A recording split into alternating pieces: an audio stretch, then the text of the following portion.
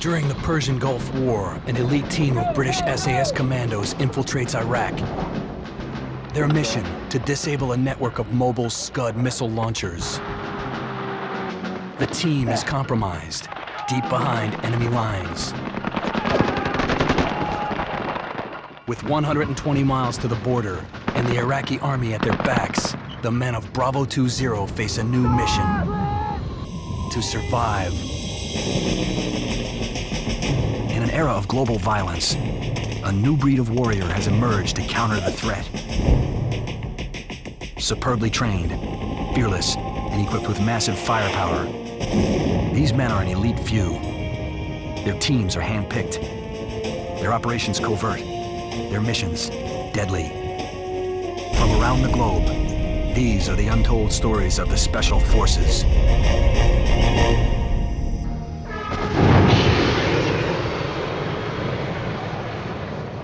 On January 17, 1991, a US-led coalition launched a massive air war in response to the Iraqi invasion of Kuwait. Operation Desert Storm had begun. Laser and satellite-guided missiles dramatically reduced the risk of Allied casualties. It promised to be a clean, high-tech war. Iraqi President Saddam Hussein vowed to retaliate.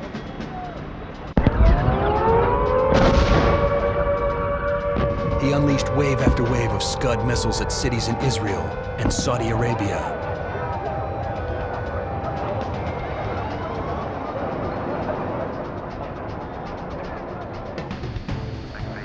Airstrikes proved useless against the Scuds. The missiles were mounted on mobile launchers and eluded aerial surveillance.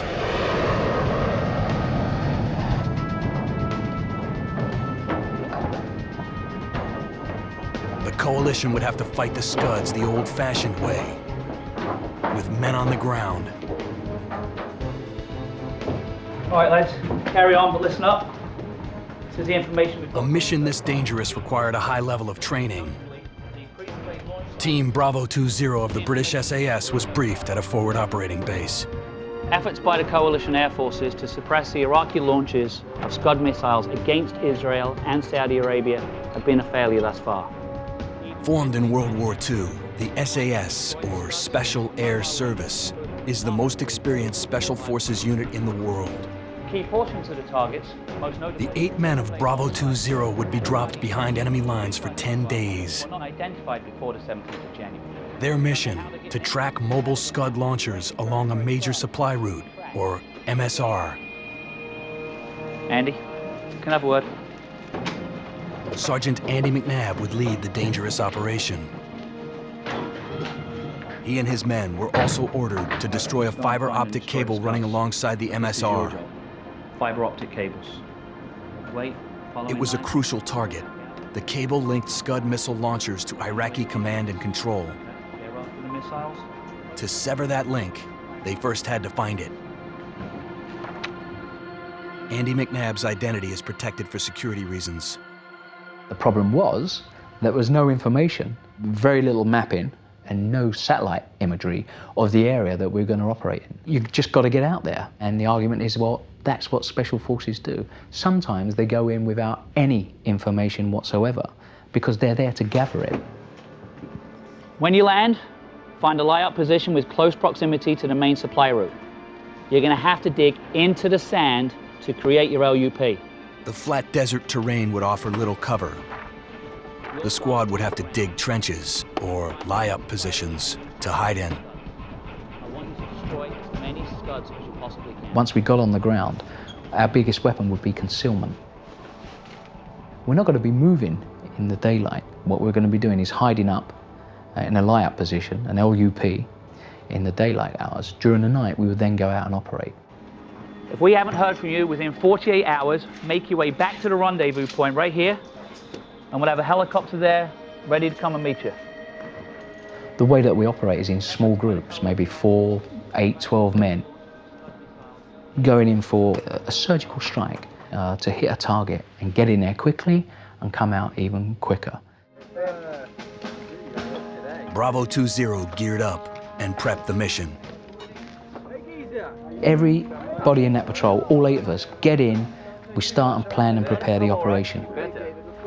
Because of everybody's background being so different, teamwork is so important. Hey Chris!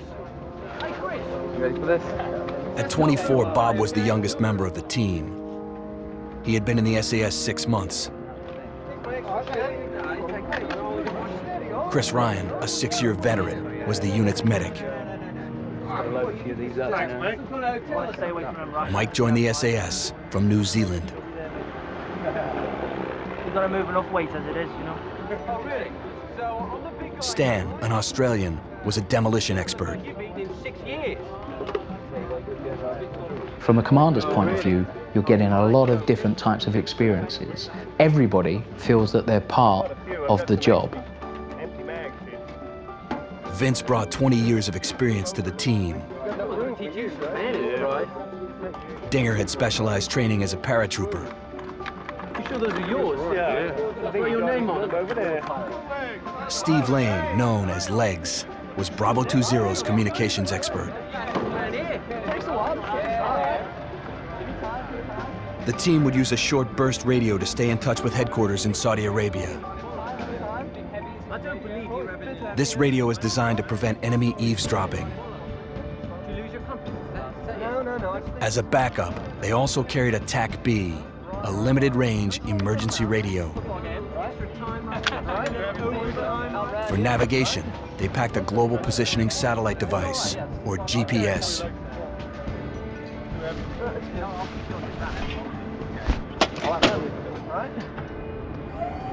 On January 22nd, the SAS boarded a helicopter for the flight into Iraq. Chris Ryan had no illusions about the nature of the mission. It was quite an emotional event because I think everybody had a fair idea that this was going to be a one-way ticket. So we said our farewells, got on board the helicopter, and then flew into Iraq. 80 feet. Over we go. Looking out the windows, you could see quite far, and the ground was very flat. The ambient light was very good. The helicopter raced 20 yards off the ground to avoid enemy radar. The helicopter didn't have any armaments on. I mean, the crew were very brave. If we downed the aircraft, they were just to attach themselves to us, and we would bring them out. These lads hadn't been trained in escape and evasion or anything, so they were taking a huge risk. As soon as we got touchdown, the drill is you get off the back and just lie down and wait till the helicopter takes off, wait till the noise dies down, and you get your hearing back, your night vision, everything.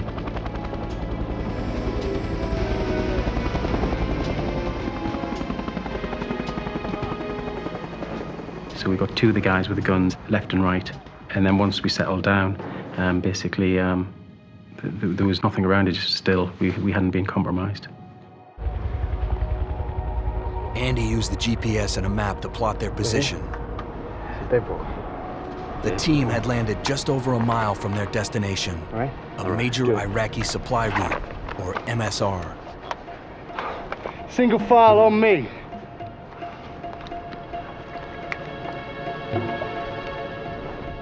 The commandos were heavily armed. They carried M16s outfitted with grenade launchers and powerful anti-tank weapons. Their belt kits were packed with enough ammunition to last them 2 weeks.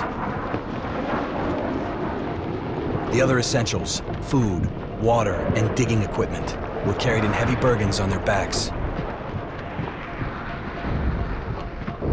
We were using an Allied bombing raid that was going on in an airfield about sort of 15 kilometers away as cover to get us in. It's not our problem, Chris. Let's just get on with it, all right?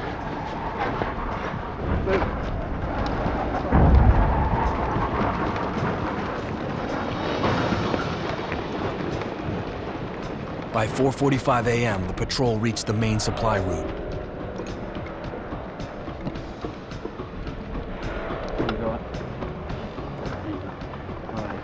Instead of soft desert sand, they found solid rock. Andy, we're on bedrock.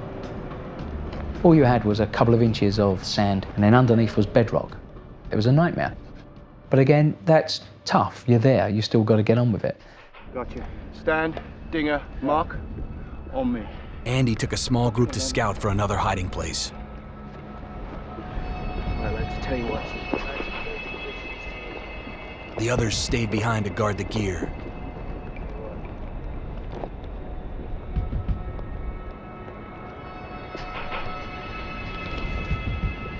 The recon team located a dry riverbed.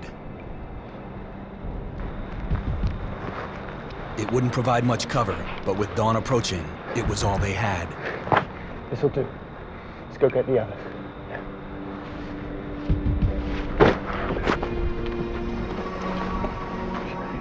The men hunkered down and tried to stay warm. What was supposed to be done? Despite all the gear they carried, they were not prepared for bad weather. It was the worst winter Iraq was having in 30 years. It was very, very cold. It was a high wind chill factor also. At dawn, Bob scanned the perimeter for potential threats. The area was clear. No problem, man. Andy needed to contact SAS headquarters. Time to get.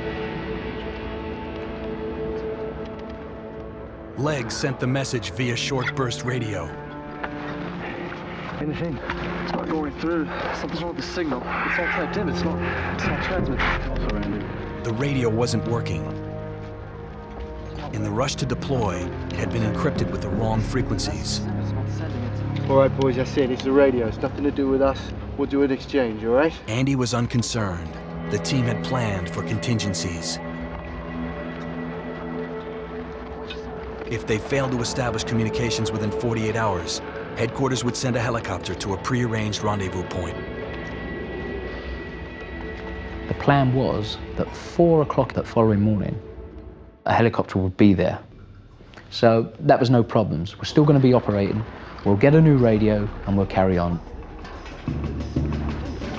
The communications breakdown was a nuisance, but the mission plan was intact. They had to find the fiber optic cable. The problems that we had was that we didn't exactly know how it was marked. We didn't know if it was above ground in concrete piping or buried underground with markers. We didn't have a clue. At nightfall, Andy led a small reconnaissance patrol to search for the cable.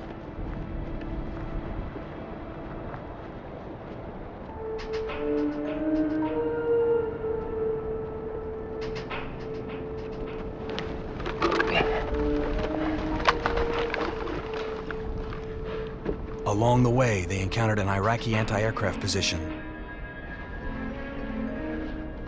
It was a tempting target. But our job is not to go in there and take them on, is not to go in there and find out what they are.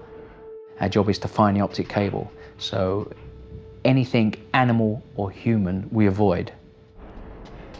Let's box around.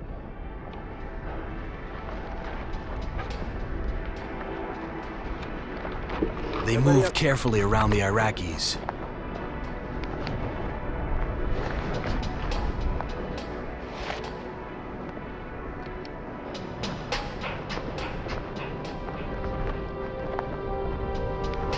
Near dawn, the recon patrol found what they were looking for. There were some white stakes that were stuck into the ground, which we assume might be the markers for the cable. But as the night got on, we were starting to get to first light again, so we had to get back into the hide before daylight.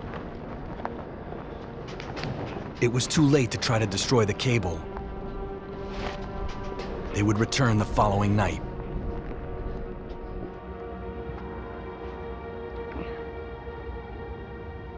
The next morning, the SAS had company. About 400 meters away, the other side of the MSR, the main supply route, there was an anti-aircraft site.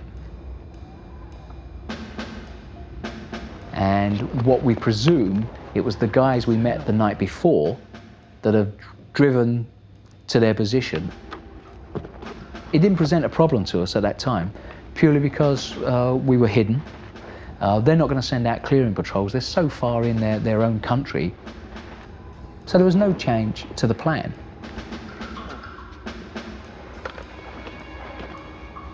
They would wait out the day, hit the target that night, and then pick up the new radio.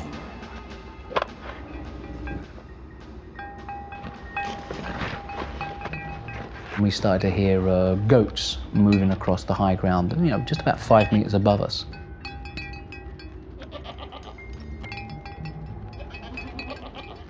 Then after a few minutes, the head goat with a bill, you know, where every other goat sort of follows, came over and looked over the dip on the ground and looked down at us. And then we could hear a small child's voice, you know, maybe, I don't know, 5, 6, 7, 8, you know, I don't know.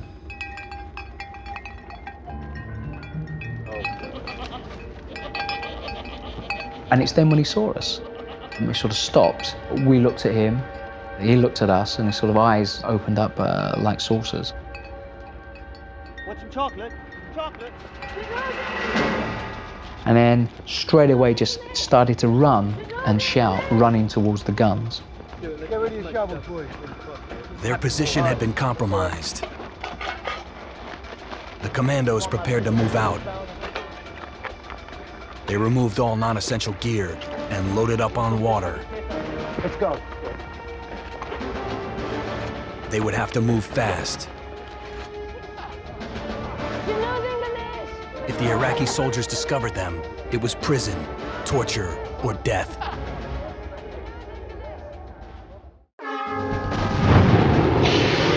In early 1991, a US-led coalition launched Operation Desert Storm.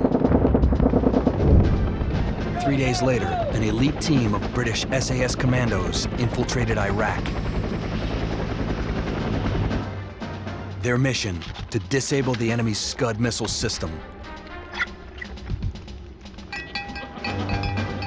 But within 24 hours, the team's hiding place was compromised. A platoon of Iraqi soldiers was camped 200 yards away. The commandos had extensive training in escape and evasion. A dry riverbed, or wadi, provided an escape route. Chris Ryan, the team's medic, took the point. And we kept to the left-hand side of the wadi whilst we were walking out in single file to keep out of view of the anti-aircraft positions. And what we'd done is we put our shamags over our faces to cover our faces, thinking that we could possibly bluff them. They were probably the last people to think that there was coalition forces this deep inside of Iraq.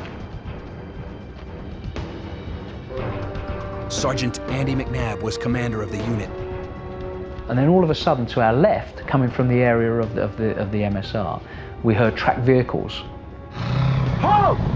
Stand your ground! Can anyone hear it? I can't see it. What are we going to do? Are we going to keep on moving and outrun them? That's not going to happen. Or are we going to stand our ground? And the commander gave was stand your ground, because there's nothing else to do.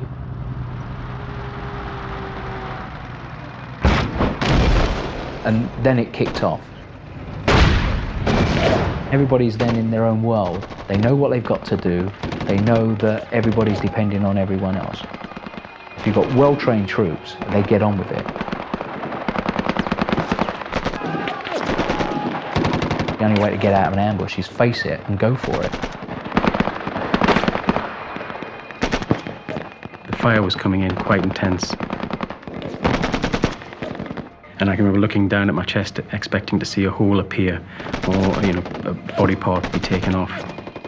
At some point during the contact, we'd moved into view of the anti-aircraft positions, and then they started to open up on us. After that, it was a matter of taking control. What we're doing is trying to stop these people from killing us so we can run away and use the cover of darkness to hide us. So it was literally moving as fast as we can out of the area.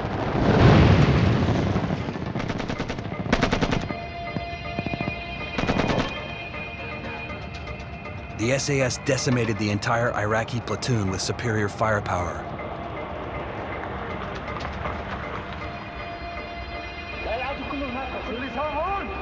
They were now fugitives in a hostile country. We got over the high ground, I can't believe it, but there was the 8 members there. We were all there, nobody being injured. When we got across there, I was half expecting at least one of the lads to have been hit.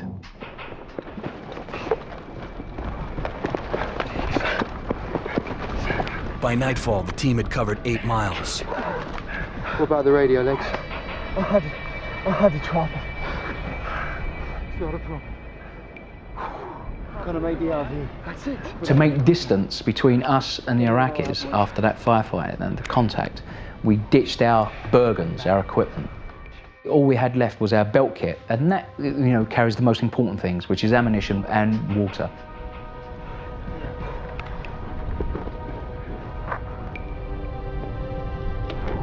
Throughout the night, Iraqi patrols methodically searched the desert. Andy McNabb intended to throw them off course. The fact that we've had this contact, the Iraqis will naturally think we're going south, we're going towards Saudi, and that's where the emergency RV was. So even if the helicopter did get in, will it be able to pick us up? If we're getting pursued south during the night, do we have to try to get extracted whilst having a firefight? If that happens, the helicopter won't come in. It's as simple as that. A helicopter rescue was now impossible. It was too dangerous to land. The team's only hope was to escape into Syria. According to the map, the border was 110 miles northwest of their position. Andy estimated it would take them 3 nights on foot.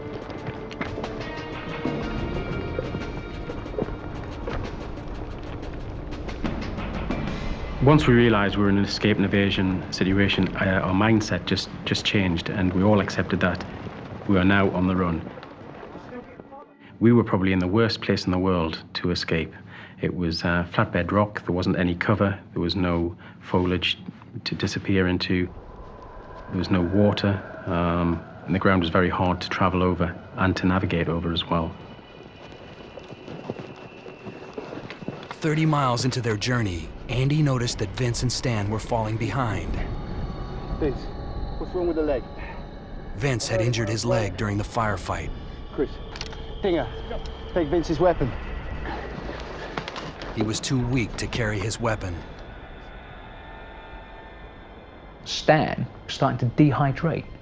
We stopped, we rested, got fluids down him, helped Vince and the leg injuries as much as possible. I put them in front of me, and then I put Chris out in front as the lead scout.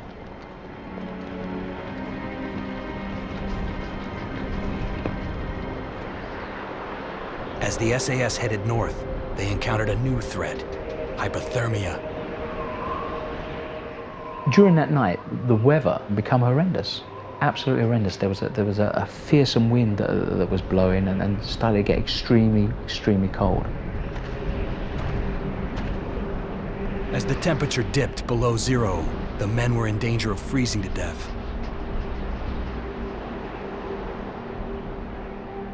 Our hands were starting to freeze up, and the shemags that we wore to cover us from the wind started to freeze up where our moisture was coming through with breathing. Over the roar of the wind, Andy barely made out the sound of Allied aircraft overhead. You're gonna stop and try to attack me! He told Vince to stop and to pass the message down the line. He wanted to use their emergency radio to contact a passing jet.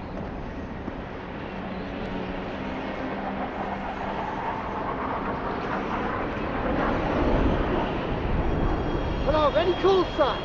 This is Bravo 2-0! Bravo 2-0! We are a ground call sign. Call that. We're in trouble. Over! Station Bravo 2-0, you're very weak. Turn back north! Turn back north! And then Over! the signal faded.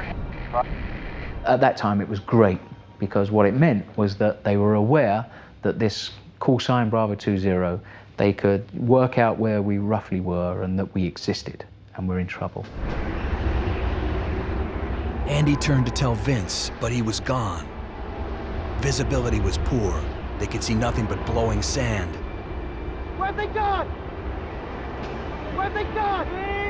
Chris, Stan, and Vince had vanished. 2 of them were injured. They would be lost without the GPS. As the temperature dipped below 0, Andy knew they had to be found, and quickly. Chris! Vince! During the Persian Gulf War, 8 members of the British SAS were trapped behind enemy lines. Pursued by Iraqi patrols, battling icy winds, the team struggled to make it to the Syrian border. Gotta stop and try the attack me! Sergeant Andy McNabb lost 3 of his men when he stopped to use the emergency radio.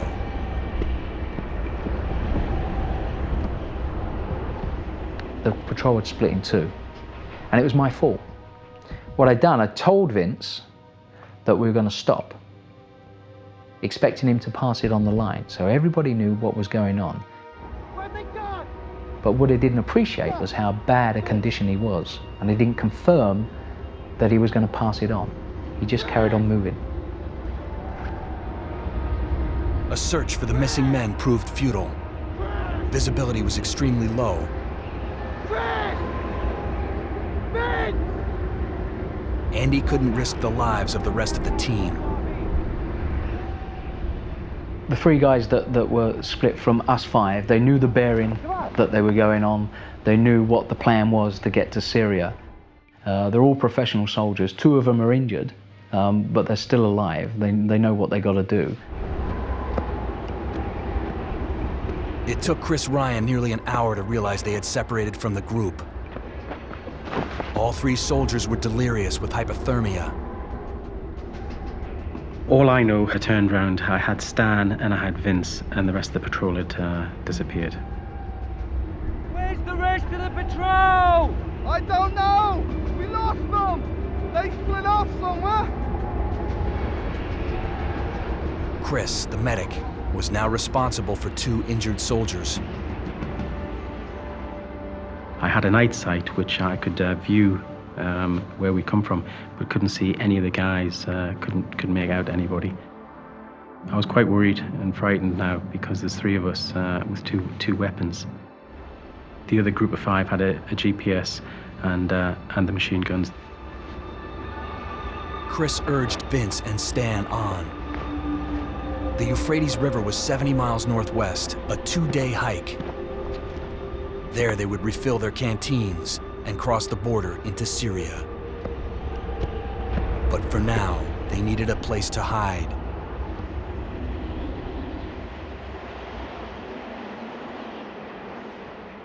Just before daybreak, we came across an old tank merm, and it made an indentation in the ground, which was like a little ditch. So we got in there and used that as cover.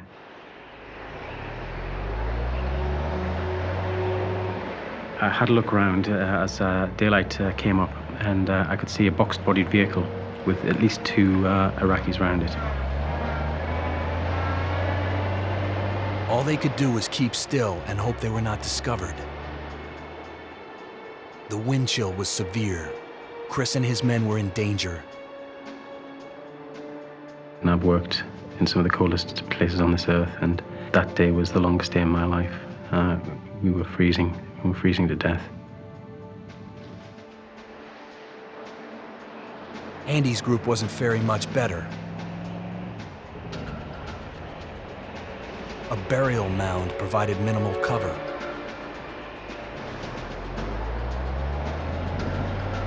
Iraqi troops were everywhere. It was obvious there was far more enemy activity than we initially thought. And what was happening was that vehicles were stopping and troops were getting out.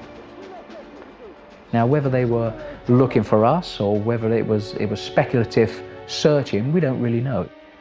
I personally was getting quite concerned because it was either the weather or the Iraqis were going to kill us. It was going to be one or the other. Andy spotted a paved road a half-mile from their position. If they could make it that far without being seen, they could try to hijack a vehicle.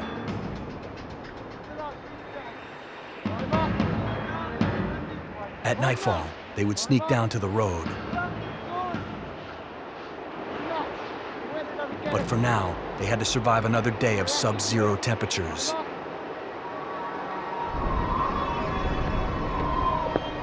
Chris and his team left the tank berm as soon as it got dark.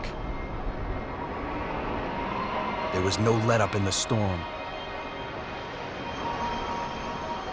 Stan had recovered from serious dehydration. But Vince seemed to be getting worse. You're gonna have to slow down! I need a rest! Vince, you can't rest! We've gotta keep moving! The bitter wind kept their body temperatures dangerously low. During that night, Vince kept falling behind. He went through all the classic signs of hypothermia, from being shouting, screaming, to wanting to lie down and sleep.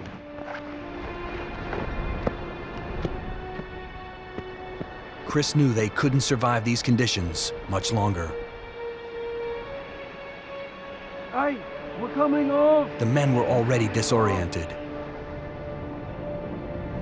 It was a struggle to stay on course. Andy and his men reached the road. The storm had finally passed over them. After hours of waiting, they saw headlights in the distance. If they wanted to get out of Iraq alive, it was now or never.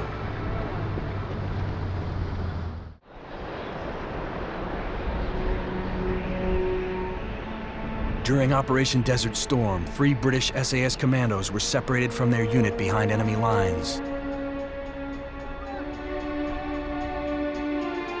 A winter storm hampered navigation.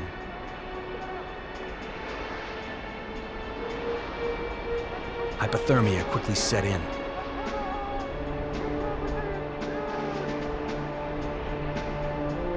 Vince, the most experienced of the 3 commandos, had been injured in a firefight. Now he struggled to keep up.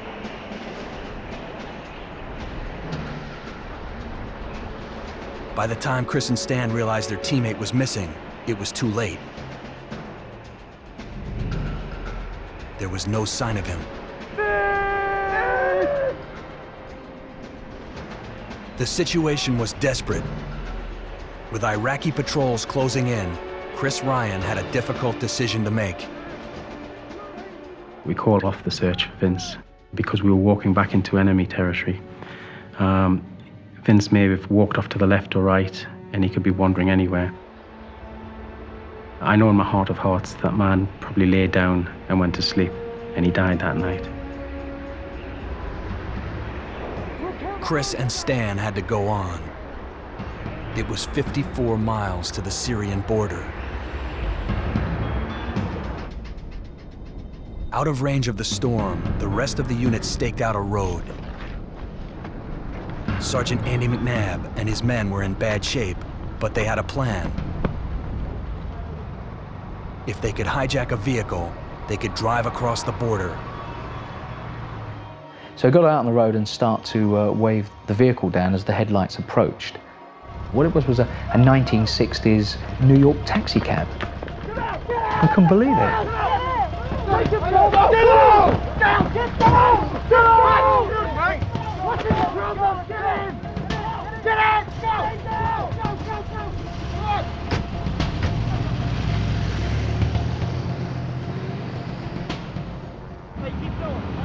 The SAS drove northwest. They were now just 35 miles from the border. Not far away, Chris and Stan were in trouble. Both men were dehydrated and exhausted. An Iraqi shepherd approached their position.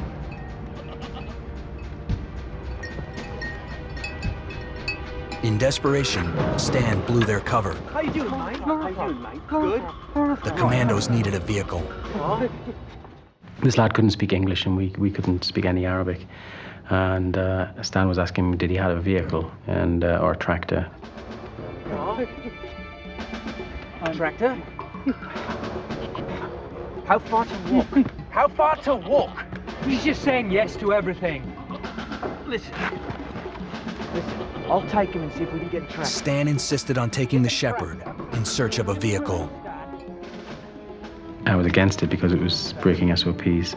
Stan left his weapon and webbing with me. And I said, I'll be leaving this location at 6:30. If you're not back, I'm going. Hold on to it, Stan. And I said, if you change your mind, just shoot this guy and come back.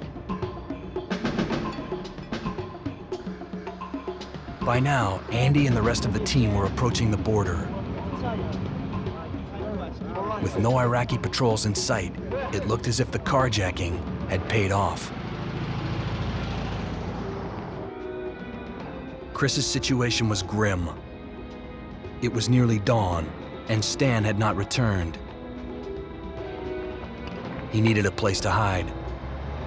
I looked over my shoulder and there was a set of lights, and I thought, pray, he must have gotten a vehicle, and he was right, and I was wrong. And within a short period of time, there was a second set of lights. Chris knew he was in trouble. First vehicle came to within about, probably no more than 100 meters.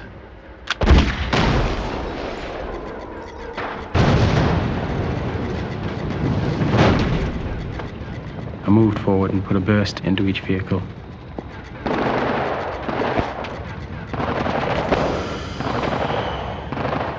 And then just basically turned around and then started legging it back in the direction that I'd been. There was nothing came out of them. There was no returning fire, nothing. Chris Ryan was now on his own. Sergeant Andy McNabb and his men were 7 miles from Syria and safety. We had no definite sort of road system. So basically we were heading northwest. So as we drove along the road, if we came to a junction, whatever was going northwest or in that general direction, we'll take it and just keep on trying to get to that border. We eventually got within 11 kilometers of the border, where we got caught in a line of traffic for a vehicle checkpoint. Iraqi soldiers were moving down the line of trucks and oil tankers and vehicles. Eventually they would come to our taxi.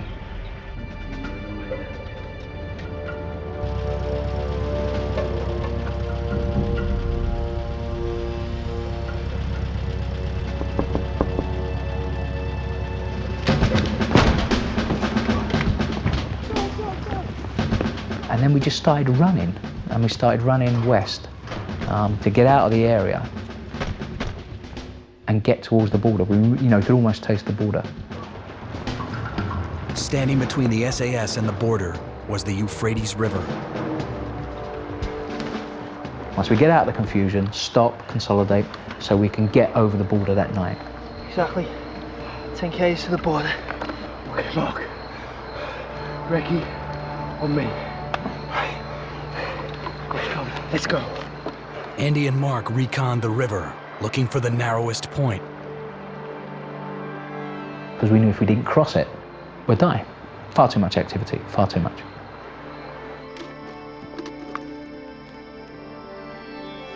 They discovered an Iraqi patrol on top of their position.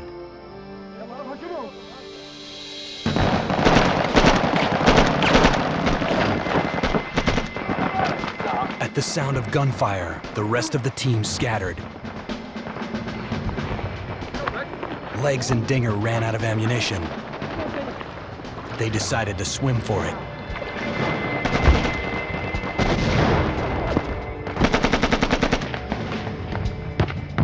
Bob was forced into the open and gunned down.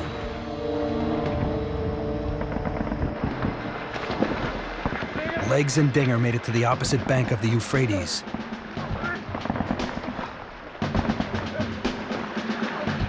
The half-mile swim in freezing water nearly finished them both.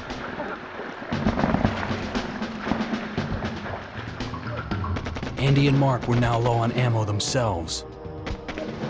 They made a break for the tree line. And as we came over the lip and started to move forward, we was opened up on from about 5 meters away.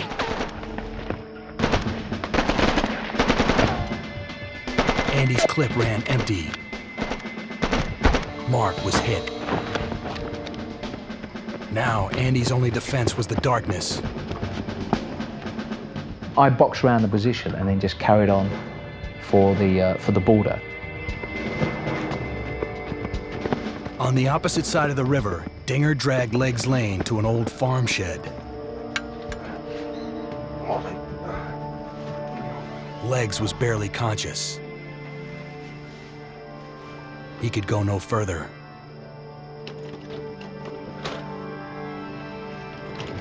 A few minutes later, several Iraqis approached the shed. Some of them carried AK-47s.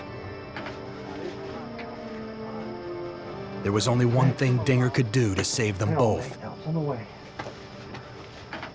He tried to escape, drawing the Iraqis away from the shed.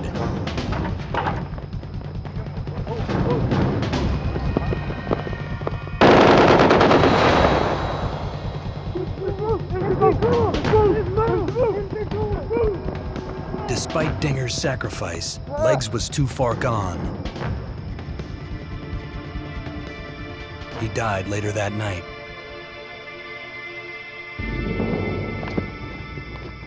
Chris struggled to keep going.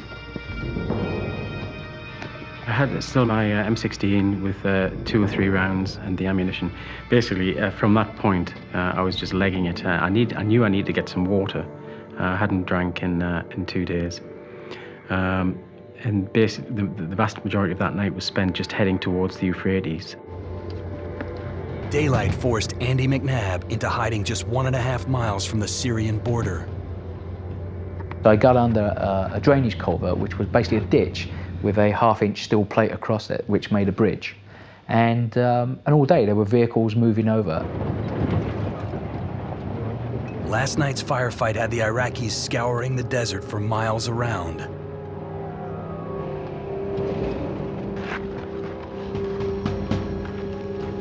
They searched every possible hiding place.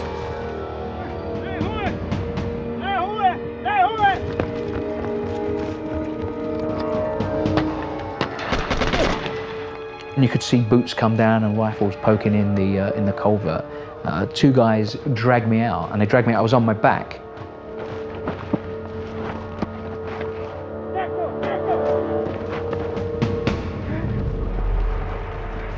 As I looked, I could see the high ground of Syria, which I couldn't see because obviously I found the hiding place at the last light, so I didn't see it. So it was so close I could always taste it.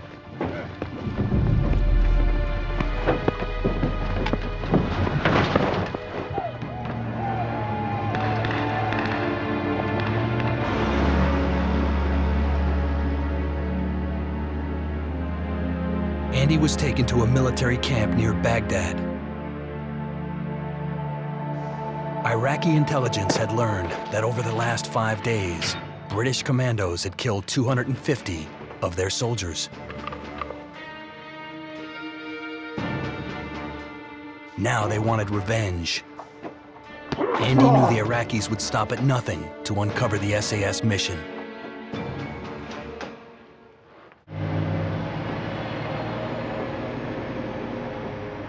Sergeant Andy McNabb of the British SAS had been captured behind enemy lines.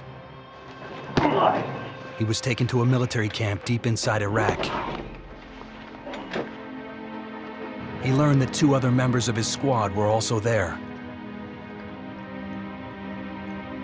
Stan had been caught trying to commandeer a vehicle. Dinger had risked capture to save his teammate, Legs Lane. Now, all 3 commandos faced torture by Iraqi interrogators. Know some things. During the time in the interrogation center, certainly after the first 4 or 5 days, I thought there's no way we're going to get out of this, we're dead. We're all soldiers here. His training had prepared him for physical and psychological torture. You've got to accept what's ever happened to you physically. Sorry, I can't answer. What you're trying to do is be the grey man, not be any obstruction, not try and be aggressive, you know, just trying to go with the flow and keep that mental integrity. We're not making much progress, Andy. Andy finally offered interrogators a cover story.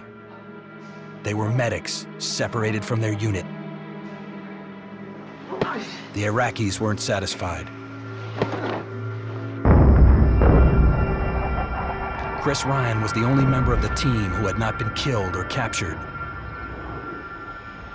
U.S. fighter jets were bombing a military installation near his position. The young medic was running out of time. At this point, I knew I was in trouble, the way my body was. I mean, I've smelled dead bodies before, and I've been on exercise where I haven't washed for 3 months, and your body gives a particular smell. Now, when I squeezed my fingernails, there was pus coming out of them. As I said, all my teeth were loose now. There was bleeding. My feet were in a dreadful state. The sores were open on my body. I was quite worried. I didn't know how far I could actually go on. Syria. At dawn, Chris approached a small farm. Syria. This is Syria. Sorry. Iraq. Iraq. Chris Ryan had achieved the impossible. Sorry. Without food or clean water, he walked 180 miles in 7 nights to reach the safety of Syria. At the same time, 3 of his teammates were being held in a prison near Baghdad. Their situation was grim. God, The cells were filthy and freezing. I want to speak to officer. The beatings came more often. I want to speak to officer. After 8 days of torture, Andy decided his men had held out long enough. I'm a member of a close observation platoon. Andy told the officer a modified version of the truth. They already knew much of the information he gave them, and this helped verify his story.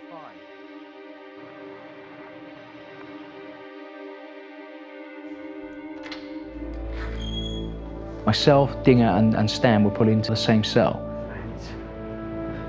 For me, it was fantastic. It was good as we had time to sort of debrief and try and work out what had happened. In late January, Saddam Hussein revealed he was using US and British POWs as human shields. He hoped to protect his military installations against air attacks. The US-led coalition countered with the most intense ground war since Vietnam. In 2 short days, coalition troops demolished what was left of Hussein's army. The Iraqi dictator quickly conceded defeat. On February 26, 1991, he agreed to withdraw his troops from Kuwait completely. The coalition demanded the freedom of all POWs. The imprisoned SAS commandos were released 10 days later. At the Red Cross station in Baghdad, Andy was surprised to find Mark alive. He had only been wounded in the firefight.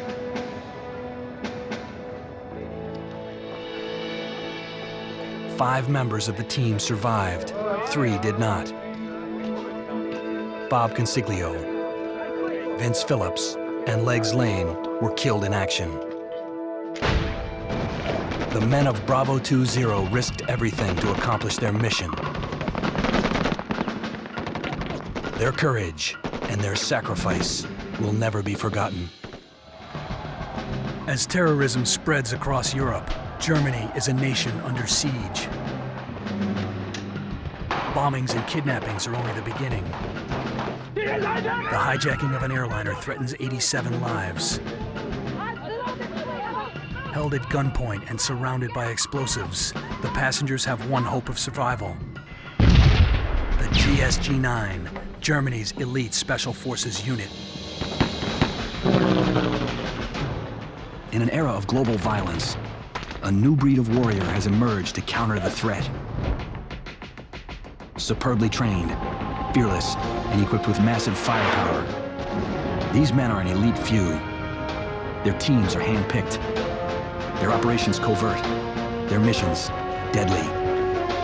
From around the globe, these are the untold stories of the Special Forces.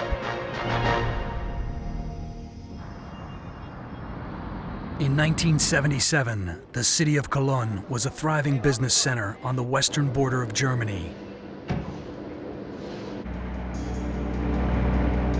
On September 5th, the director of the Mercedes-Benz Corporation left his office for the day. 3 bodyguards followed in a separate car. Hans Martin Schleyer was a prominent international businessman. But in Germany, success made him a target for terrorism. In the 1970s, radical factions of Europe's student movement declared war on capitalist governments.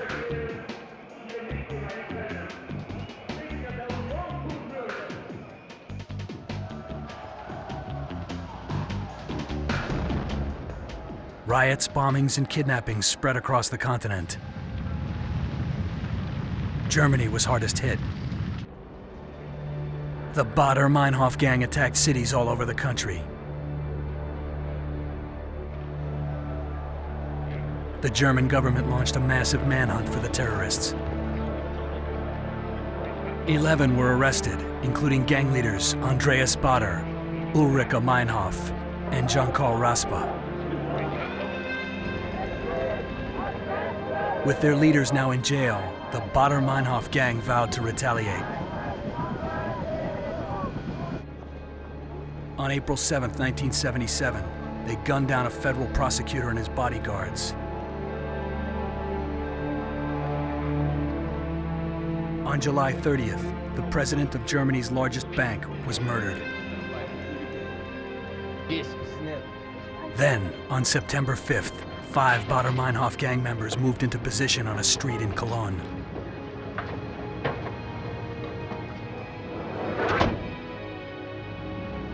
Hans Martin Schleyer was next on their list.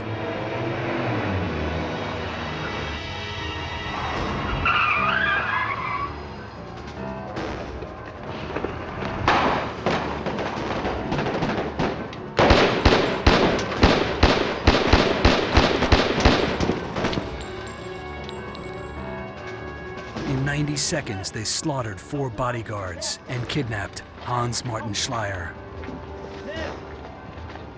It was a brutally efficient operation. Within hours, the government deployed the GSG-9, Germany's special forces.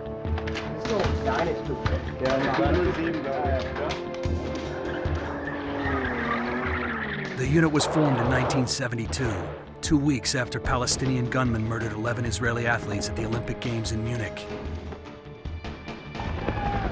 Over the next 5 years, the GSG-9 received the best counterterrorism training in the world. Colonel Ulrich Wegener founded and commanded the unit. When Hans Martin Schleyer was kidnapped, by the terrorists, we had to go after them before Mr. Schleyer will be killed. The GSG-9 launched a citywide search for Schleyer and his kidnappers.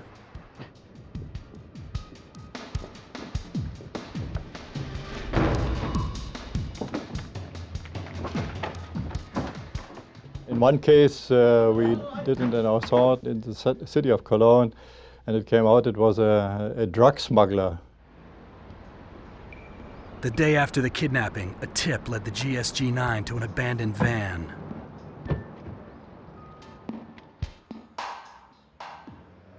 Inside, they found a letter addressed to the German government. A copy was sent to an official in Wiesbaden as well. In the letter, the kidnappers identified themselves as members of the Baader-Meinhof gang. They demanded the release of their leaders from prison. If the German government refused to comply, Schleyer was a dead man. Gang leaders Andreas Bader and Jean-Karl Raspa had been convicted of 4 murders and 54 counts of attempted murder. To release them, along with 9 other terrorists, was unthinkable. But in the week following Schleyer's abduction, the German government played along. Each inmate was asked to fill out a questionnaire. It was a tactic devised by the German Minister of State, Hans-Jürgen Wisniewski. It was all about buying time. Time we needed to search for Schleyer and find him alive. We went to the prisoners who were to be released and asked them if they were prepared to travel, and if so, where to. The following locations were given: Libya, Iraq, Yemen, and Vietnam. All of the prisoners had chosen the same destinations.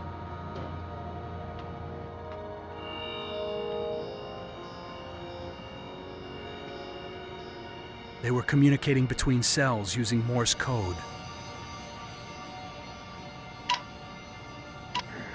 Even in solitary confinement, the terrorists continued to maneuver. As an experienced diplomat, Minister Wisniewski was one step ahead. He met with representatives of each of the 4 countries. I went personally to all these places in order to shut the door tightly.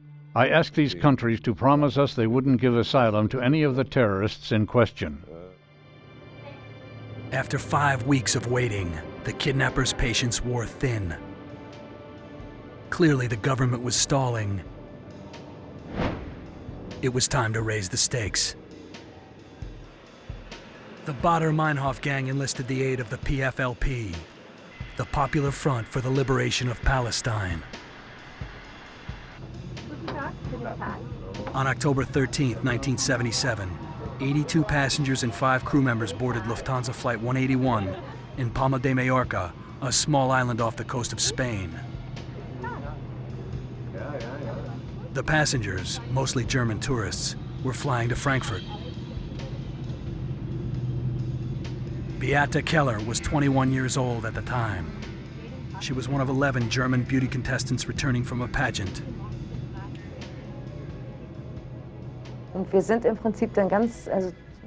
We arrived at the airport late, only a half hour prior to takeoff.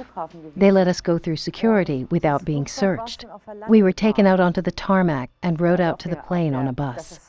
But one of the passengers on the bus with us was not part of our group. He had also bypassed security and got on the plane this way as well. 45 minutes into the flight, the crew served lunch.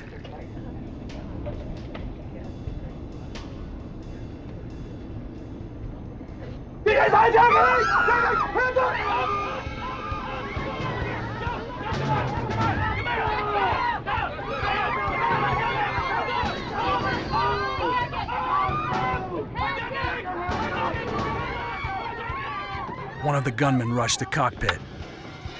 This is hijacking! Verdammt! Co-pilot Jürgen Wieder was forced out.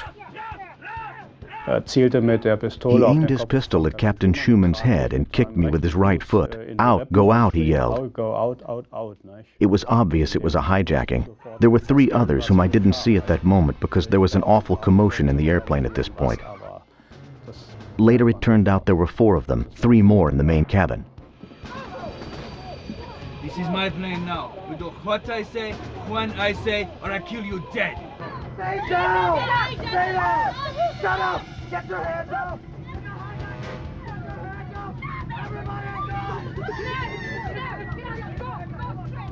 The hijackers forced the passengers to the back of the plane. Get down! Get down! Get your hands up! Und alle Plätze von hinten praktisch. All the seats from the back were filled, leaving no gaps, and all the passengers were seated in a large block. They made free space in first class. They wanted to create a buffer zone for themselves. Everyone, keep your hands up. Obey the orders of my officers. The leader of the hijackers identified himself as Captain Martyr Mahmoud. His group had hijacked the plane to secure the release of all 11 Badr Meinhof leaders, plus 2 convicted Palestinians. The passengers aboard Flight 181 had become bargaining chips in a dangerous game. And they were being held by the most violent terrorist organization in the world. Stay calm, stay down, listen to the orders, keep your hands up, and no one will be hurt. If you do not comply, I will destroy this plane. In Germany, Minister Wisniewski received word that a Lufthansa jet was in jeopardy. We first got the news about the hijacking while we were having a cabinet meeting. We prepared ourselves for the deployment of the Special Forces, the GSG-9. While half the unit remained in Cologne to search for Schleyer, the other half, the assault team, went after the hijackers. One of the main jobs we trained was the anti-skyjacking. That means the assault on hijackers in an aircraft. We were sure that we could do the assault to free the hostages. Already a Boeing 707 with civilian markings was in the air and tailing the terrorists. On board were commandos from the GSG-9. Wir haben ungefähr 35 Minuten, bis wir in Zypern landen. Ich will gerade die Zeit noch nutzen, über das Flugzeug zu sprechen. I had the possibility to take an Air Force aircraft as a Commando aircraft, but I decided not to do this and to take a Lufthansa civilian aircraft because I was afraid that we may face problems when we go to a foreign country with an Air Force aircraft. Wherever Flight 181 landed, the GSG-9's mission was clear: to secure the aircraft and liberate the hostages. As point man for the unit, Joachim Hummer needed accurate intelligence. We only received sporadic information that our captain picked up over the radio. The media had reported how many people were on board. We heard there were 86, mainly vacationing Germans. This was all the information we had. The hijackers forced the plane to land in Rome for refueling.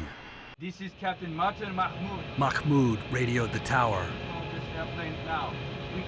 In addition to the release of the Badr Meinhof prisoners, the PFLP wanted 2 Palestinians freed and $15 million in cash.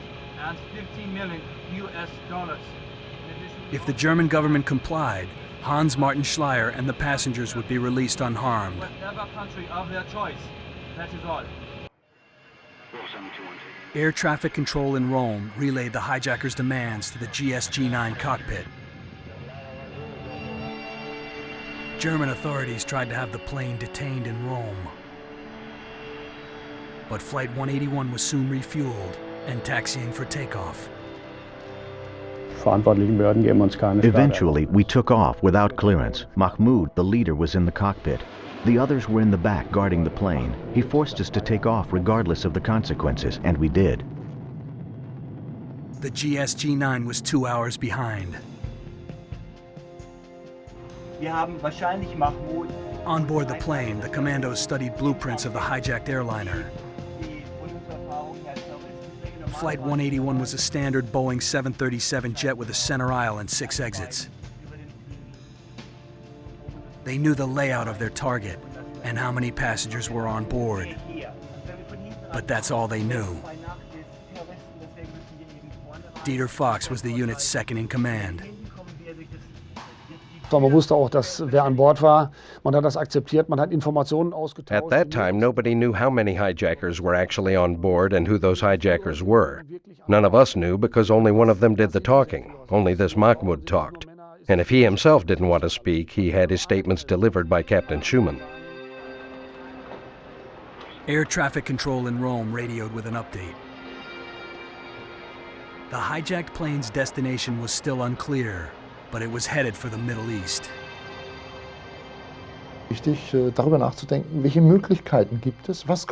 It was important for us to consider the different possibilities and what we could expect in what countries. It was a brand new thought process from a tactical point of view. The Commandos followed the jet into hostile airspace. On board Flight 181, the situation became critical. The plane was dangerously low on fuel. Wieder needed to find an airstrip. We were headed for Beirut, but weren't allowed to land. Damascus, again, gave no clearance. Then we flew towards Baghdad, but clearance was refused. Kuwait was next, but no clearance. We must land. It was a disaster in the making as Arab countries turned their backs on the hijackers. Mahmoud grew anxious and then enraged. There was nothing Captain Schumann could do. I was sure that they had to come down, to get down, they had to land somewhere. Co-pilot Wieder calculated they had 6 minutes of fuel remaining. If the captain didn't land immediately, everyone on Flight 181 would die. In 1977, Germany faced an escalating crisis. On September 5th, the Baader-Meinhof gang kidnapped Hans-Martin Schleyer, a prominent businessman in Cologne. Over a month later, Palestinians hijacked a German jet.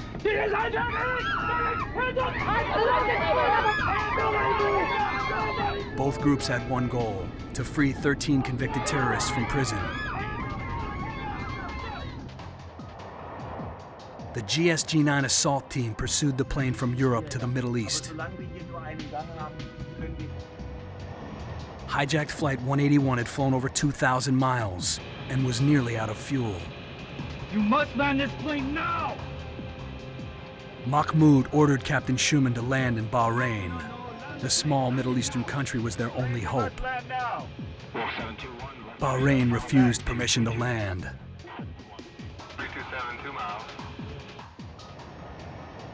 Schumann was out of options. In minutes, the plane would drop from the sky. The captain advised Bahrain he intended to land with or without permission.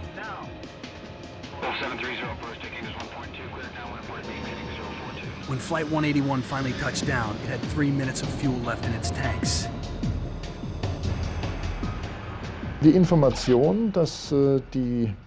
We received word that they had landed in Bahrain. We could only imagine what was going on in the hijacked plane. The GSG-9 was 2 hours away. They radioed ahead to airport officials. The jet should be detained. Bahrain wanted no part of an international incident. They refueled the jet and ordered Schumann to leave. Flight 181 had just enough fuel to clear Bahraini airspace. A few hours later, air traffic control informed the GSG-9. The hijackers had landed in the United Arab Emirates. Flight 181 sat on the runway in the city of Dubai.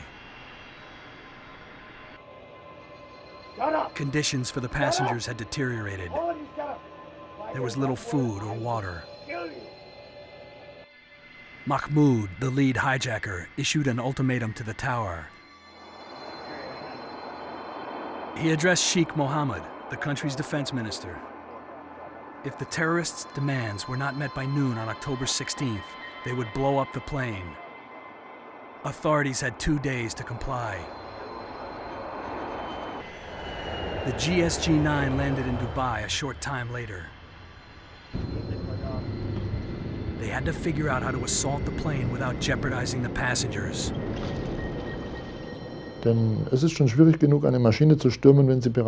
It's one thing to attack a plane on the ground, quite another to have to land and go from one plane to the other, because the element of surprise is lost, and you can expect heavy casualties.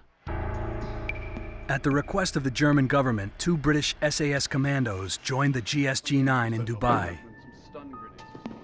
They brought with them the latest in counterterrorism technology, stun grenades. Barry Davies was a sergeant in the British SAS. The stun grenades, which are commonly known as flashbangs, explode in a series of bangs, and in between the bangs there was a very bright flash. The effect of the full power operational stun grenade is quite devastating. The flashbangs would stun everyone on board the plane for exactly 5 seconds.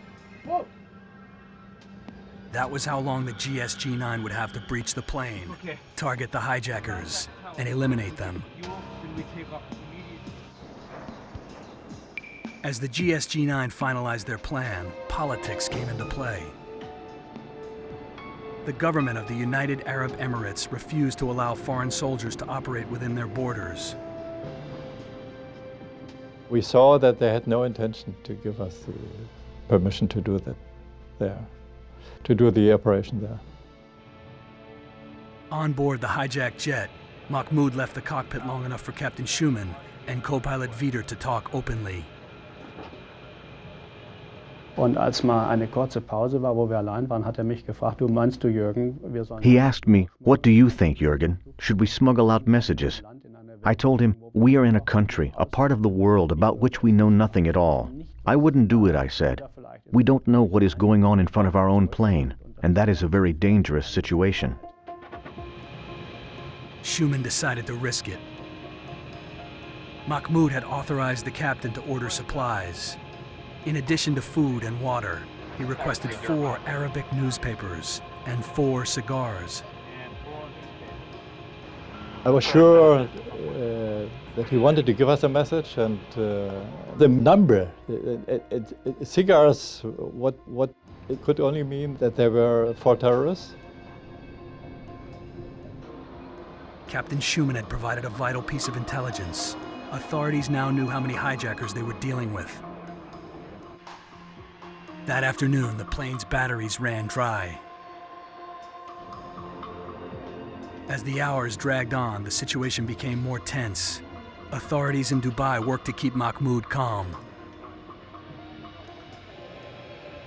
For the passengers, conditions went from bad to worse. They had been in Dubai for 2 days.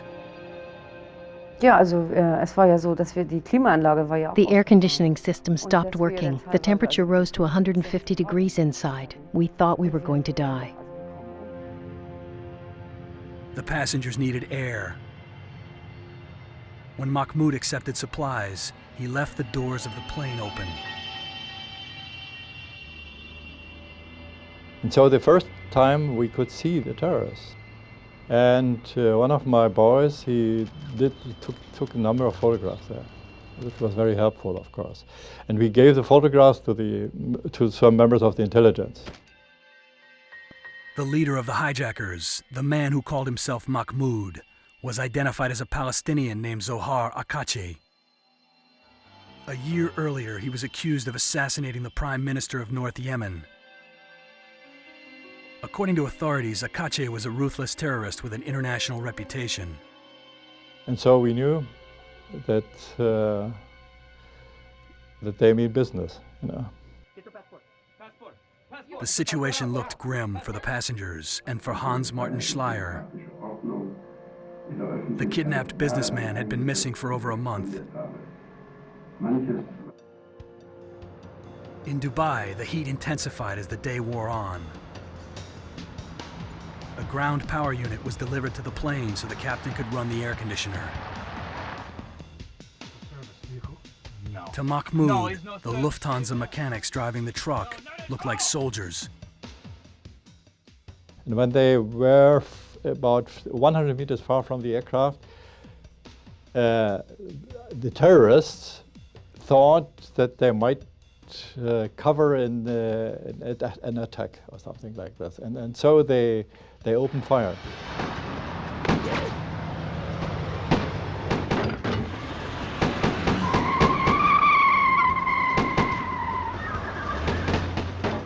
And it was, I questioned the Lufthansa mechanics afterwards, and one was a former service member, and so he said, "Sir, They open fire with pistols. In the distance of 100 meters, that means they don't have submachine guns or rifles.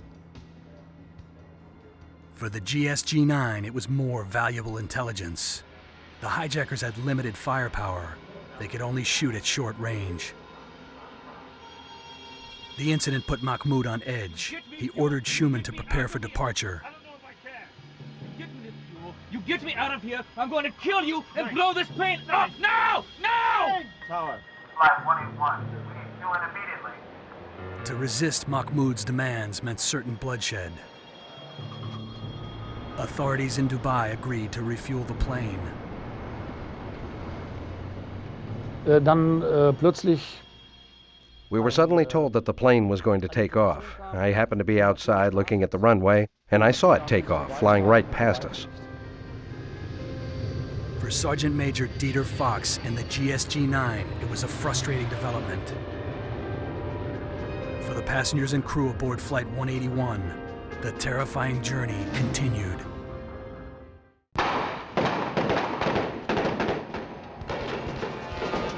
In 1977, the Baader-Meinhof gang would stop at nothing to free their leaders from jail. They kidnapped Hans Martin Schleyer, a prominent German businessman. More than a month later, they enlisted Palestinian terrorists to hijack a passenger jet. A team of German GSG-9 commandos followed Flight 181 to cities all over Europe and the Middle East. The terrorists threatened to blow up the plane at noon on October 16th. The GSG-9 now had 4 hours to rescue the passengers. The lead terrorist, a man calling himself Mahmoud, ordered Captain Schumann and co-pilot Wieder to land in southern Yemen.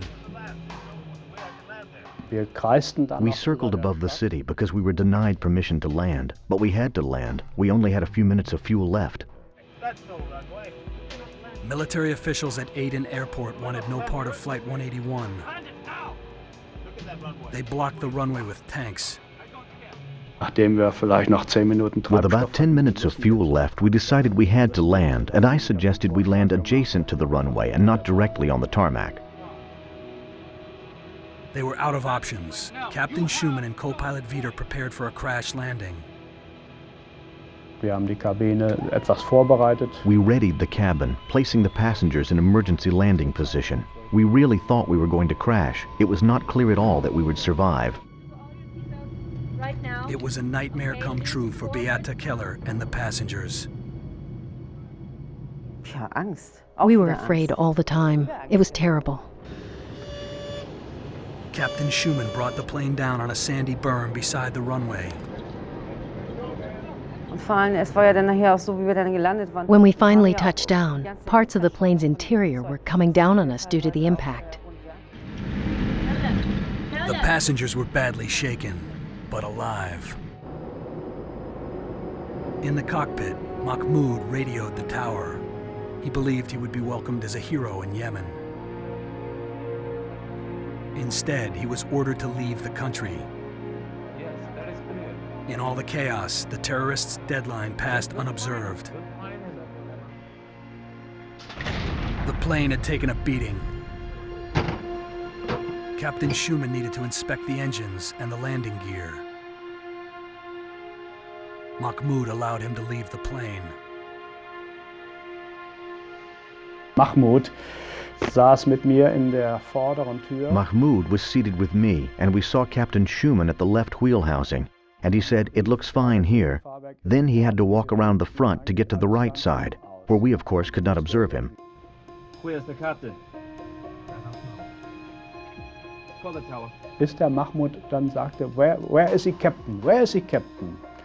Und Mahmoud started saying, "Where's the captain?" It occurred to me then that Schumann had been gone too long for an equipment check, which should normally take a few minutes. 1 minute, I am going to blow up this plane. Mahmoud grew suspicious. If he's not returned immediately, I'm going to destroy. He threatened to shoot 5 passengers for every minute Schumann was gone. Kill someone! Kill someone! Kill someone! I can kill someone now! I can kill. The tower assured Wieder that Captain Schumann was on his way back to the plane. When Captain Schumann returned, Mahmoud called him a traitor. He threatened to execute the captain for treason. Mahmoud had made threats before, but this time was different. I could feel the situation become grave. Guilty! We're not guilty! Let me explain!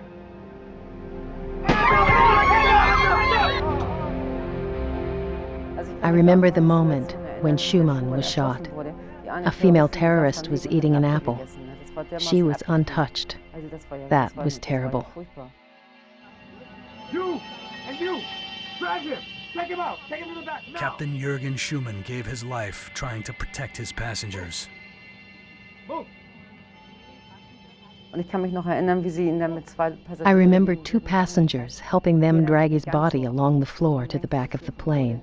His arm was sticking out, and I saw his wedding band on his finger and thought about what his wife would do when she heard about her husband's death.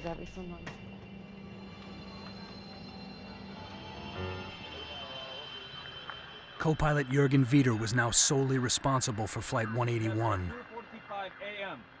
No more. We were instructed to leave the country. Now I had the task of seeing to it that we would get fuel and that we would get out of the sand. They pulled the plane out. I started the engine, and the plane began to move at maximum performance. We're going to Mogadishu. I didn't even know where Mogadishu was. I had to look it up on the map, and I found it on the very edge, barely on the map. Wieder found the city on the edge of the Indian Ocean. They were going to Somalia, a country in Africa. The hijacked plane's flight path was monitored by the GSG-9. Colonel Ulrich Wegener plotted the countries within reach. Because of the limited range of the plane, they couldn't go very far. You know, I was sure. There were only two possibilities where they could go. That means Libya, because of the terrorist connections, and Somalia. It was bad news from a diplomatic standpoint. Both Libya and Somalia were engaged in brutal armed conflicts. Without proper clearance, the GSG-9 could be shot out of the sky. On October 16th, day 4 of the hijacking, Flight 181 landed in Mogadishu, Somalia. Captain Schumann's body was dumped onto the tarmac.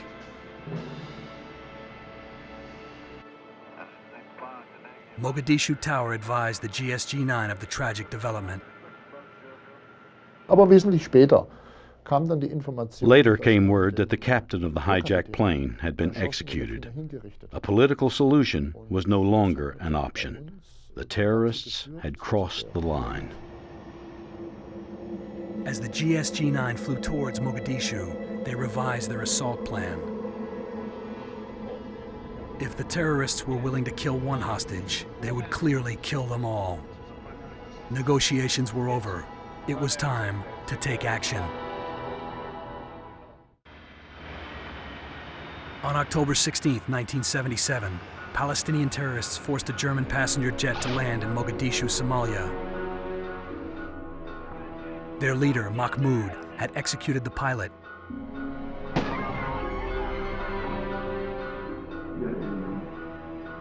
In Germany, businessman Hans Martin Schleyer had been held by the Baader-Meinhof gang for over a month. Now, a second deadline was issued. Unless authorities agreed to release 13 convicted terrorists, Schleyer would be killed and the plane blown up at 3 p.m. the next day. Germany's elite anti-terrorist unit, the GSG-9, was the hostages' only hope. The chase plane circled Mogadishu airport. They could see the Lufthansa jet on the tarmac. Joachim Humer would take point in the assault. We ran through everything, all the different scenarios, including the things that might go wrong and how we might go about solving them. Although they had permission to land, SAS Commando Barry Davies knew it was a risky maneuver. It was quite frightening, actually, because there's a war going on, and Everybody had to sort of scan the skies for fighters. The GSG-9 pilot made his final approach into Mogadishu. He banked hard left to avoid the hijacked plane's sightlines. What could we expect? Would we make it to the airport, or would we crash into the water? We turned off all the lights on the aircraft when we started our approach, and of course looked to see where we were. It was a full moon, and it seemed we could almost reach out and touch the water. That's how low we were flying. The GSG-9 aircraft landed short. They used only half the runway so the hijackers wouldn't spot them. The pilot of the 707 plane we were in brought the aircraft down into Mogadishu, literally at rooftop level. It was a fantastic piece of flying. Hans-Jürgen Wisniewski, the German Minister of State, had already arrived in Somalia. He needed to convince the government to allow the GSG-9 to enter the country. As I landed in Mogadishu, the situation was very tense. I was the only one allowed to leave the plane. Then I had to work to establish trust with the Somalis. Wisniewski would have to work fast. Mahmoud was preparing to make good on his deadly promise. Wir wurden also Hände auf den Rücken gefesselt. We were tied up. We were put in our seats and the seat belts were fastened, so there was no way we could stand up or free ourselves. Und dann wurde an die Trennwand zwischen Economy Class, also vor Augen aller Passagiere. The duty-free alcohol in first class was uncorked and poured over us with the remark that we would burn better. Und dann wurde an die Trennwand zwischen Furthermore, they attached plastic explosives to the economy class partition in front of everybody. They inserted the detonators. The hijackers had decided, one way or another, Somalia was the end of the line. At Mogadishu Tower, Minister Wisniewski tried to defuse the situation. A general wanted to send tanks over to the aircraft. That would have resulted in a bloodbath. Wisniewski convinced the Somali general that instead of relying on tanks, he should allow the GSG-9 to lead the assault. More importantly, he convinced Mahmoud that the Baader-Meinhof prisoners had been released. They were being loaded onto a plane in Germany. According to the minister, they would be in Mogadishu in 7 hours. Und ich musste ins Cockpit und musste ausrechnen. Und Mahmoud hat mich gefragt. In the cockpit, Mahmoud asked me to calculate how long it would take to fly from Germany to Mogadishu. I said it would take about 7 to 8 hours. He just wanted to see if my numbers matched those which the tower had given him. We've won. We have won. Mahmoud agreed to extend his deadline to 3:30 a.m. He was overjoyed. The government of Germany had finally met his demands. A few hundred yards away, the GSG-9 went to work. Sergeant Major Fox briefed the men on the operation. Wenn an dem Flugzeug 6 Teams sind, A5 Mann. This aircraft had 6 doors, which means that 6 teams were necessary. Each team consisted of 5 people. These people have specific positions and duties within the team. There are people who open the doors and others who provide cover. The Commandos carried state-of-the-art weapons. Ja, wir hatten von der Ausrüstung her unsere komplette Ausrüstung dabei, die wir für solche Einsätze an und für We were fully equipped with all the gear available to the GSG-9. That means distance weapons, sniper rifles, but also night vision equipment, machine guns of various types, and revolvers. GSG-9 snipers took up positions around the perimeter of the hijacked plane.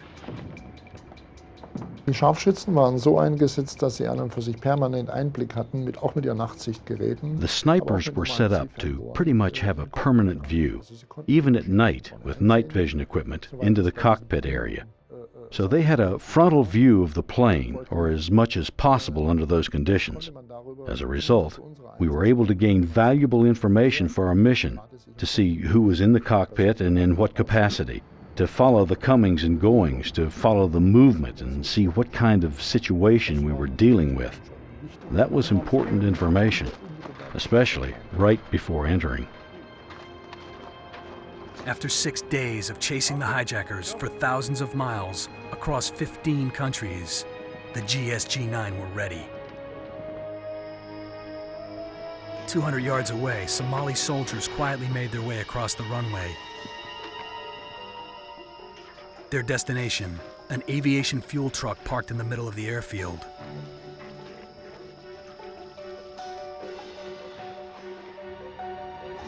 Minister Wisniewski kept Mahmoud busy on the radio. The commandos approached the aircraft from the rear. They carefully avoided the cockpit's sight lines. We got all the time information from the recon teams, and nothing changed. The whole situation at the aircraft was very calm. The shades were down on the windows. The doors were closed.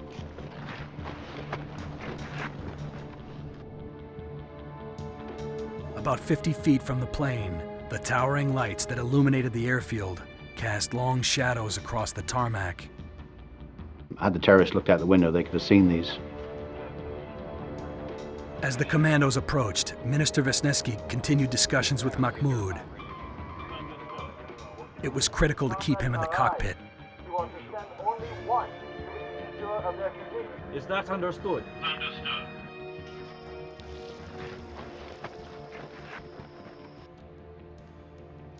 As the assault team reached the aircraft, the commandos assumed their positions. You have to take your positions silently, which is very difficult because there are many positions that need to be occupied. The element of surprise is essential. Padded ladders ensured stealth as the commandos scaled the wings of the plane. The slightest noise would alert the terrorists.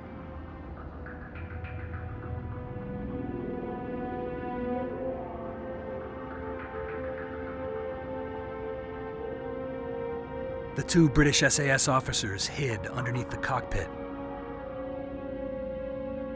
In seconds, the assault team was in position. They waited for Wegener's signal. You suddenly realize that this is not a rehearsal anymore. This is serious. All you can think about is the possibility that the doors could be wired with explosives. If that was the case, we were dead. Update on how long before the prisoners As arrive. Mahmoud reviewed his long list of demands, Wegener checked in with his snipers. They couldn't launch until the co-pilot left the cockpit. Something made me get up, and I went to my seat among the passengers.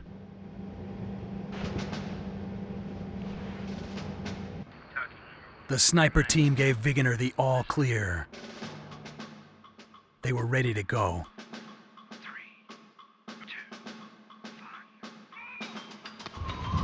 In the early hours of October 18th, 6 days into the crisis, the GSG-9 launched their operation.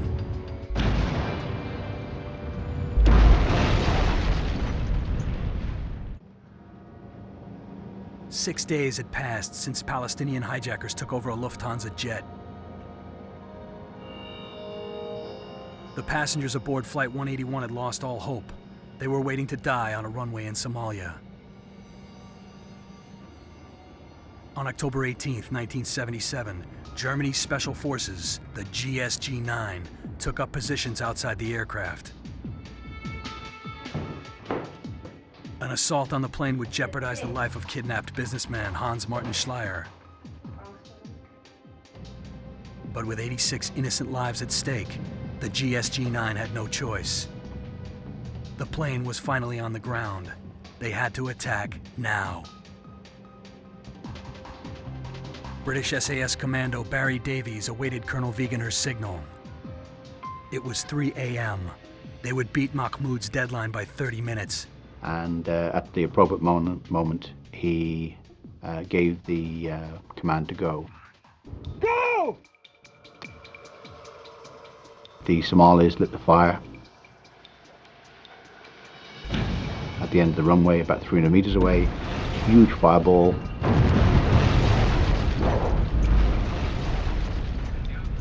It was a classic diversion. The fire drew the hijackers to the front of the plane. Then, all hell broke loose.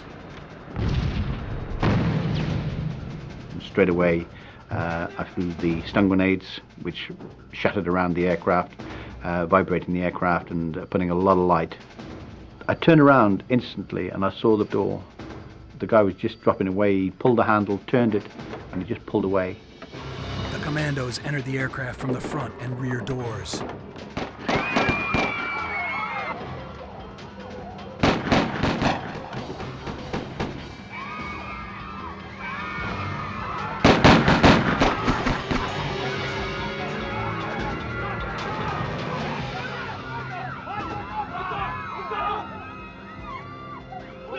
Dieter Fox worked to clear the plane, but the passengers were disoriented. Also einige haben sehr schnell geschaltet und auch gut mitgeholfen, aber einige wiederum. Some comprehended the situation very quickly and cooperated. Others, however, were in such a listless state, suffering from the isolation of the past few days. They'd been doused in alcohol, and explosives had been attached to the aircraft, which were quite visible to some of the passengers. They had to move quickly. The explosives could detonate at any moment. Irgendwo auf einmal die Angst. There were troops there to rescue us. The fear was reduced immediately, and all the feelings and the extreme stress were gone. It was coming to an end. The terrorist leader was dead. 3 of the terrorists were killed in the assault. The 4th, a woman, survived. The news reached Stammheim prison in a matter of hours. The Palestinians had failed. The Baader-Meinhof gang would remain behind bars. That night, key members of the gang committed suicide. Andreas Baader and Jean-Karl Raspa shot themselves with smuggled pistols. Gundrin Enslin, Baader's lover, was found hanging in her cell. On October 18, 1977, the 86 surviving hostages aboard Flight 181 finally arrived home in Germany. The GSG-9 were hailed as national heroes. Wir sind in Frankfurt gelandet. Wir dachten, wir landen. We landed in Frankfurt, and the hostages deplaned. We heard there was going to be a reception. The GSG-9 had achieved the impossible, but their victory was bittersweet. A day after the assault, Hans-Martin Schleier's body was found inside an abandoned car in France.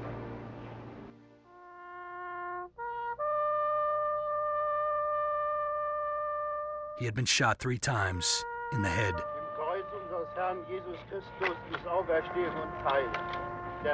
Schleier's death and the murder of Lufthansa pilot Jürgen Schumann would serve as a somber reminder of the terrible consequences of terrorism.